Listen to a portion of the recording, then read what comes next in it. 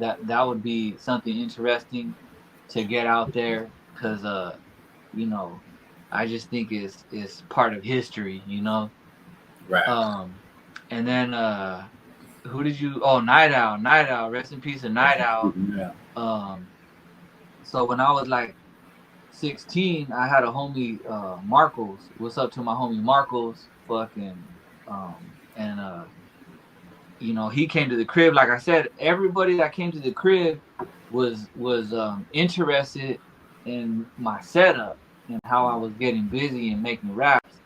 Right. So Marcos was like, he connected to Night Owl. I don't know how. And again, that would have to be a conversation because he got a side of the story too. So he connected with Night Owl, and he was like, at the time, so Marcos had his studio at his crib, and we're all just youngsters and shit. Marcos was like probably like 18, 19, and I was like 16. Right. And fucking Hush. um what's it called? So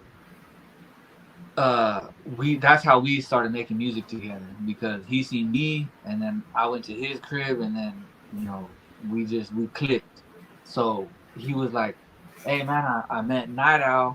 He wants me to do a record deal with him, but I want to bring you, and I want to get a record deal with you, and fuck it, if we come out together, we come out together as a group or some shit, but I want you to go with me. And I'm a 16-year-old kid, you know Right. what I mean? And so fucking so he hollers at Night Owl, and we go to Night Owl's crib, and then he sets me in like the front seat with Night Owl and shit, man. And What? yeah, and he's like, show him your music, G, show him your music. And I'm like, all right, cool. So I pop in my CD, and then Night Owl Right. listened to my music, and he was smoking these like expensive ass cigarettes and shit. Like they didn't they didn't look like normal Marlboros and shit. They looked like he fucking bought them in some lavish ass fucking cigarette store or whatever. So he's smoking these fucking cigarettes, and he's like, "Hey, dog, I'll fucking get you some money, man. Fucking, who made those beats?" And I was like, "I made everything." And he was like, he goes, "You made those beats?" And at the time, I guess Night Owl was fucking making beats too, right? Uh, So he's like, "Hey, man, fucking, I'm making beats too." So we were kind of like sparring back and forth right. on a CD deck with beats.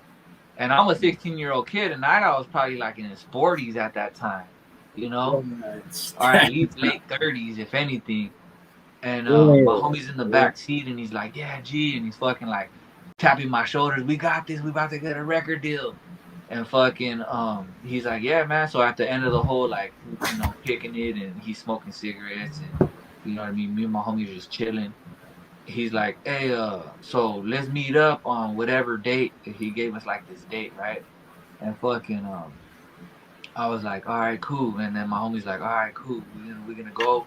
We're gonna make some music. We're gonna get a record deal. He said, he kind of gave us his word, and it was funny because I remember like he shook the hand like, fucking, this is the deal. Cause you know how, like, as a man, if you shake somebody's hand, that's the deal, you Yeah. know. Um, he was like, all right, cool, come to the studio, and then again, my homie Marcos is gonna have to fucking say that side of the story. I can't remember. It was so long ago. I can't remember like what happened, but I know what happened on my part. Right. So I had another friend that rapped, or so called rap, but like he would come to my crib and make music with me. And I don't know if you remember Slush the Villain. Yes, that's the villain. Hell yeah. Slush the Villain lived like fucking like down the block from me and shit, dude. And What? fucking yeah. Oh, So dude. and we would go kick it over there because some of my homies would go over there. Oh, So man. yeah, so and then another one of my homies lived across the street from Slush. So Southeast, right? anyways, fucking Slush had a producer. Right. I can't, I think his name is Nando or something like that. But he had a producer, and fucking my homie fucking was like, he was just like a wallflower. He was like a homie that would just sit and say nothing and kick it and smoke weed.